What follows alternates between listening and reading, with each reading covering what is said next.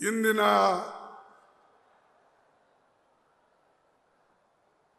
ಈ ಸಂವಿಧಾನ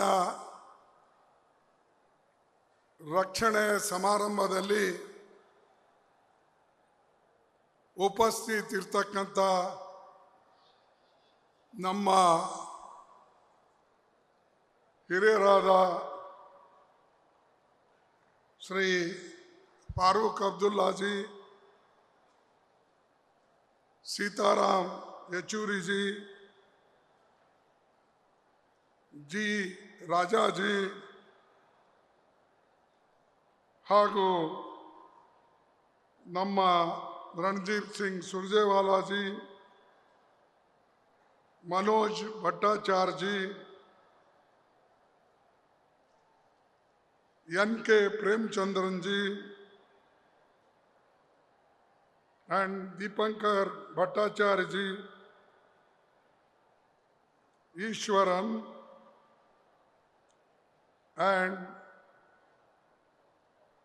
Devarajan, Tirumavalan,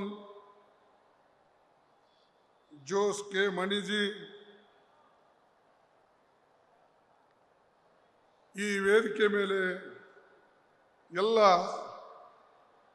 ಕುಳಿತಂತ ಗಣ್ಯರೇ ಹಾಗೂ ಈ ಸಮಾರಂಭಕ್ಕೆ ಆಗಮಿಸಿದಂಥ ಬಂಧುಗಳೇ, ಭಗಿನಿಯರೇ,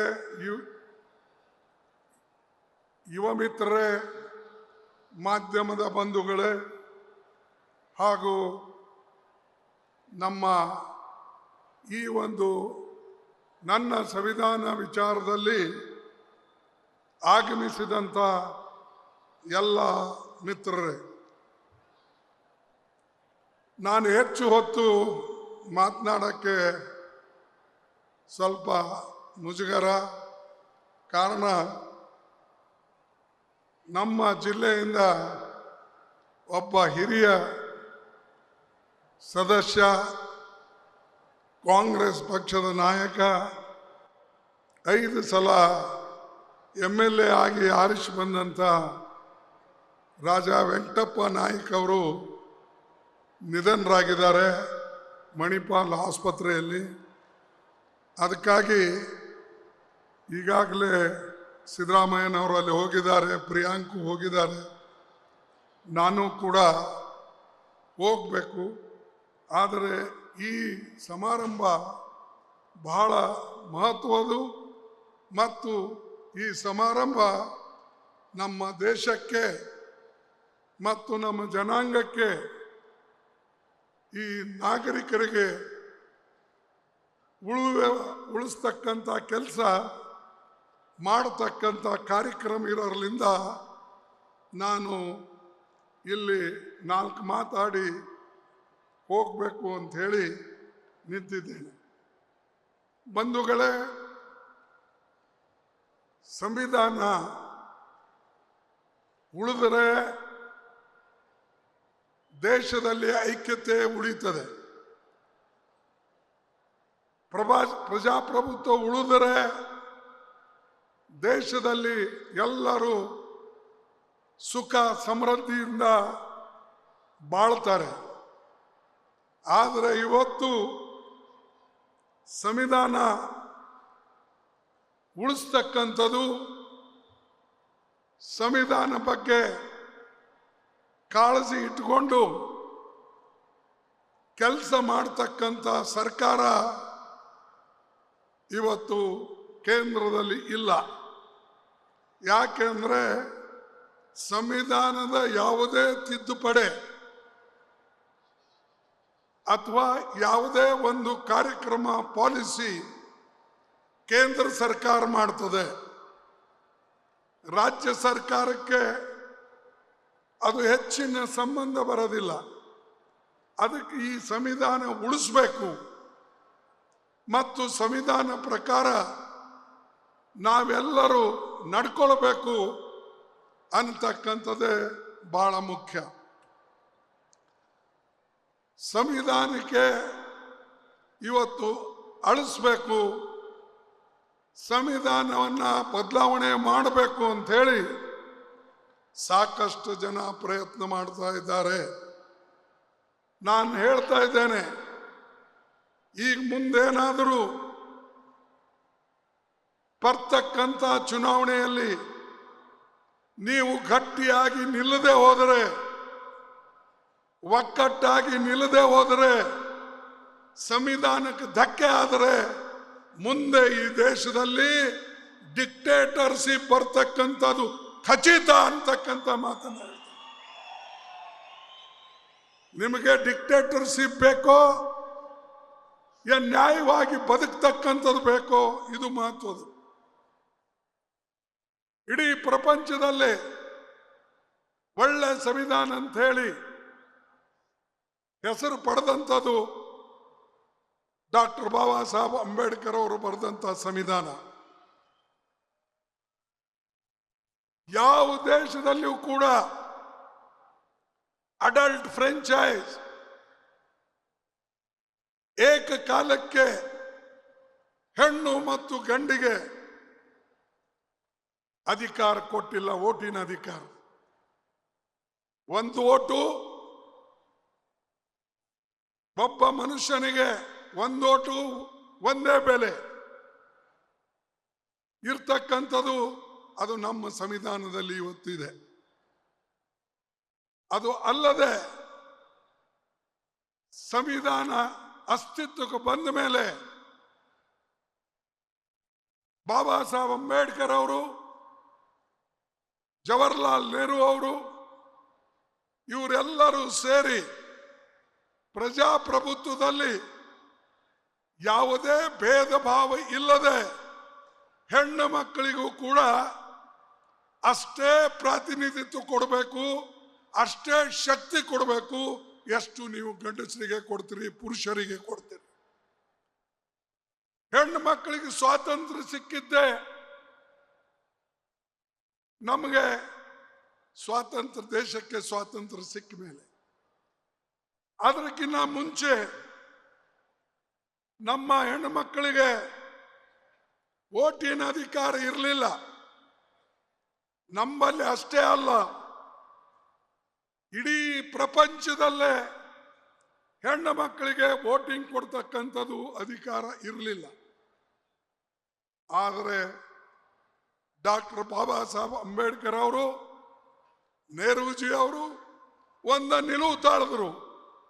ನಮ್ಮ ದೇಶ ಬಡ ದೇಶ, ಟ್ಯಾಕ್ಸ್ ಕೊಟ್ಟವರಿಗೆ ವೋಟ್ ಕೊಡ್ತಕ್ಕಂಥದ್ದು ಸರಿಯಲ್ಲ, ಹೆಚ್ಚಿನ ಭೂಮಿ ಇರ್ತಕ್ಕಂಥವರಿಗೆ ವೋಟಿನ ಅಧಿಕಾರ ಕೊಡ್ತಕ್ಕಂಥದ್ದು ಸರಿಯಲ್ಲ, ಸರ್ಕಾರಿ ನೌಕರಿ ಮಾಡ್ತಕ್ಕಂಥವರಿಗೆ ವೋಟಿನ ಅಧಿಕಾರ ಕೊಡ್ತಕ್ಕಂಥದ್ದು ಸರಿಯಲ್ಲ.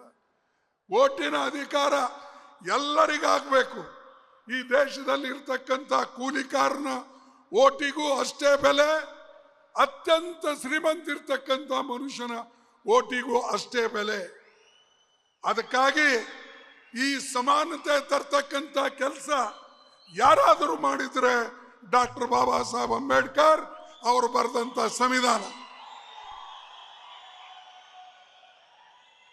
ಆದ್ರೆ ಈ ಸಂವಿಧಾನಕ್ಕೆ ತಿರುಚಬೇಕು, ಸಮಾನತೆಯನ್ನ ತೆಗೆದು ಹಾಕಬೇಕು ಅನ್ನತಕ್ಕಂಥದ್ದು ನಮ್ಮ ಒಂದು ಬೇಡಿಕೆ ಏನಿದೆ. ಅಸಮಾನತೆಯನ್ನು ತೆಗೆದು ಹಾಕಬೇಕು ಅಂಥೇಳಿ ನಮ್ಮ ಬೇಡಿಕೆ ಏನಿದೆ, ಅದಕ್ಕೆ ಇವತ್ತು ಕೆಲವು ಜನ ತಿರುಗಿ ಮುರುಗಿ ತನ್ನದೇ ಆದಂಥ ತತ್ವಗಳನ್ನು ಹೇಳಿ ನಮ್ಮ ಜನರಿಗೆ ದಿಕ್ಕು ತಪ್ಪಿಸ್ತಾ ಇದ್ದಾರೆ. ನೀವು ಹುಷಾರಾಗಿರ್ಬೇಕು. ಯಾವುದೇ ದೇಶದಲ್ಲಿ ನೀವು ನೋಡ್ಕೊಳ್ಳಿ, ಎಲ್ಲಿ ಜನ ಬುದ್ಧಿವಂತರಿದ್ದಾರೋ, ವಿದ್ಯಾವಂತರಿದ್ದಾರೋ, ತಮ್ಮ ಹಕ್ಕಿಗಾಗಿ ಹೋರಾಟ ಮಾಡ್ತಾರೋ, ಅಲ್ಲಿ ಪ್ರಜಾಪ್ರಭುತ್ವ ಉಳಿದಿದೆ. ಎಲ್ಲಿ ಆ ಕಡೆ ನಿರ್ಲಕ್ಷ್ಯ ಮಾಡ್ತಾರೋ, ನಮ್ಮ ಪಕ್ಕದ ದೇಶಗಳೇ ನೋಡಿ ನೀವು, ಅನೇಕ ದೇಶಗಳಲ್ಲಿ ಇವತ್ತು ಡಿಕ್ಟೇಟರ್ಶಿಪ್ ಬಂದಿದೆ. ಅನೇಕ ದೇಶದಲ್ಲಿ ಇವತ್ತು ಕೇಳ್ತಕ್ಕಂಥವ್ರು ಯಾರೂ ಇಲ್ಲ. ಇದನ್ನ ನಾವು ಅರ್ಥ ಮಾಡಿಕೊಂಡು ನಮ್ಮ ಜನ ಇವತ್ತಿನ ದಿವಸ ಮುಂದೆ ಹೆಜ್ಜೆ ಹಾಕಬೇಕು. ಮತ್ತು ಇವತ್ತು ಕೆಲವು ಜನ ನಮಗೆ ಒಳಗಡೆನೆ ಜಗಳ ಹಚ್ಚಬೇಕು ಅಂತ ಹೊಂಟಿದ್ದಾರೆ. ಅಂದ್ರೆ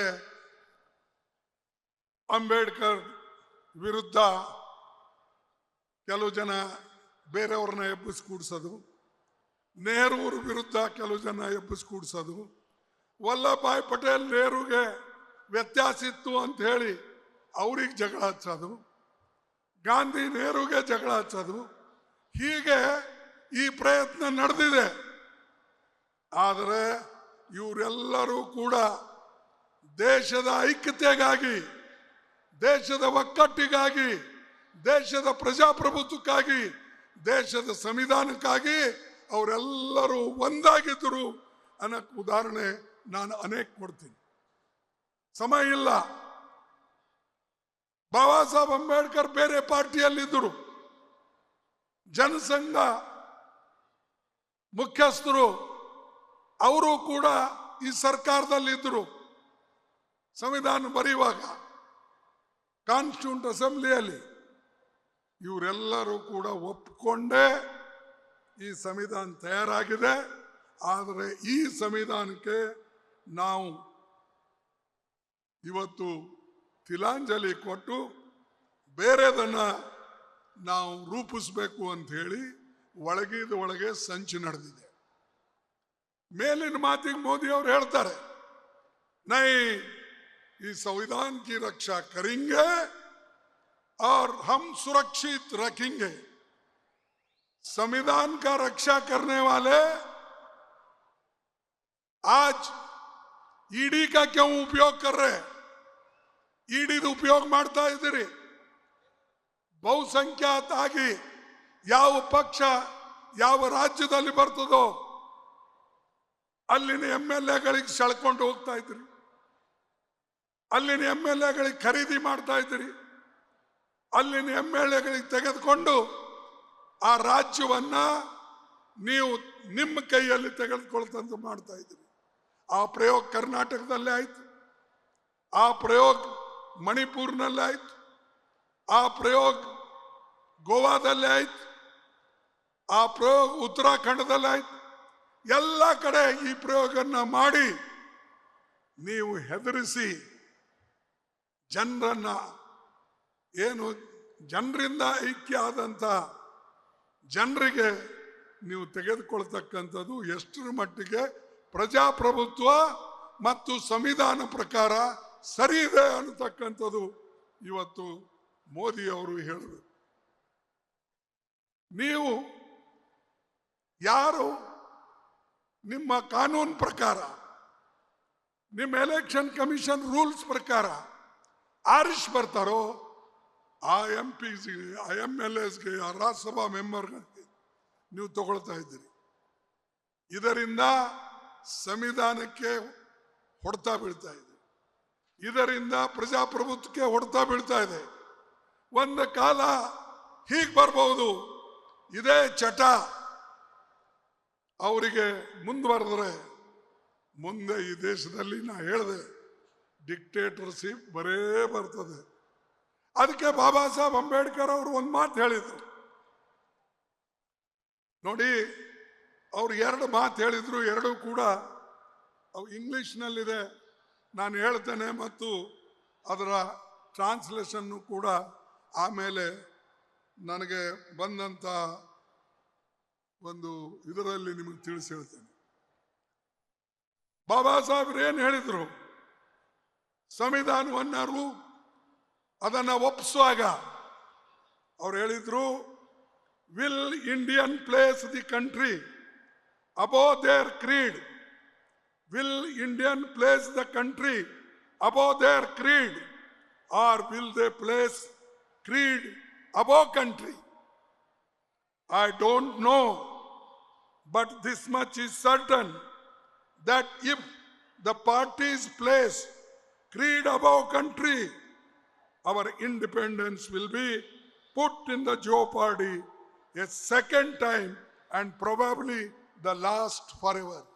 ನಾವು ಅನೇಕ ಸಾರಿ ಸ್ವಾತಂತ್ರ್ಯ ಬಂದಿದ್ದನ್ನ ಕಳ್ಕೊಂಡಿದ್ದೇವೆ, ಪಡ್ಕೊಂಡಿದ್ದೇವೆ. ಆದ್ರೆ ಬಾಬಾ ಸಾಹೇಬ್ ಹೇಳ್ತಾರೆ, ಈ ಸಾರಿ ನೀವು ಕಳ್ಕೊಂಡ್ರೆ ಇದು ನಿಮಗೆ ಪುನಃ ಸಿಗ್ತಕ್ಕಂಥದ್ದು ಸಾಧ್ಯ ಇಲ್ಲ ಅಂಥೇಳಿ ಅವ್ರು ಹೇಳ್ತಾರೆ. This eventuality we must all resolutely guard against. We must be determined to defend our independence with the last drop of our blood. ನಮ್ಮ ಕೊನೆ ರಕ್ತದವರೆಗೆ, ಕೊನೆ ಹನಿ ರಕ್ತದವರೆಗೆ ಈ ದೇಶದ ಸಂವಿಧಾನ ಮತ್ತು ಪ್ರಜಾಪ್ರಭುತ್ವ ರಕ್ಷಣೆ ಮಾಡಬೇಕು, ಇದು ನನ್ನ ಇಚ್ಛೆ ಅಂತ ಬಾಬಾ ಸಾಹೇಬ್ ಅಂಬೇಡ್ಕರ್.